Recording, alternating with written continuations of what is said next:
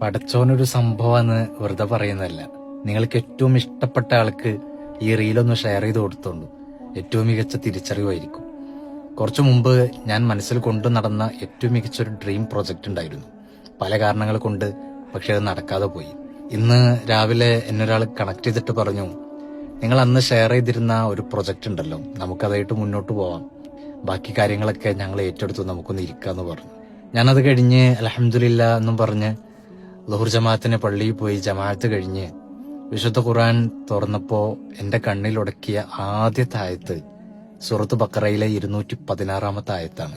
വഅസാൻ തക്റഹു ശൈഅൻ വഹുവ ഖൈറുൽ ലക്കും വഅസാ അൻ തുഹിബ്ബു ശൈഅൻ വഹുവ ശർറുൽ ലക്കും വല്ലാഹു യഅലമു വഅൻതും ലാ തഅലമൂൻ. നിങ്ങൾ ചിലപ്പോ ചില കാര്യങ്ങൾ നിങ്ങളുടെ ജീവിതത്തിൽ സംഭവിക്കുമ്പോൾ ചിലപ്പോൾ നിങ്ങൾക്ക് ടെൻഷനാവും, വെറുപ്പുണ്ടാവും, മടുപ്പുണ്ടാവും, ബോറടിക്കും.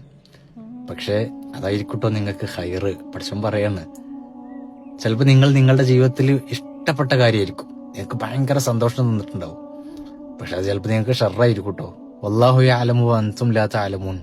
അള്ളാഹു എല്ലാം അറിയുന്നവനാണ്, നിങ്ങൾ അങ്ങനെ അറിയാൻ കഴിയുന്നവരല്ല.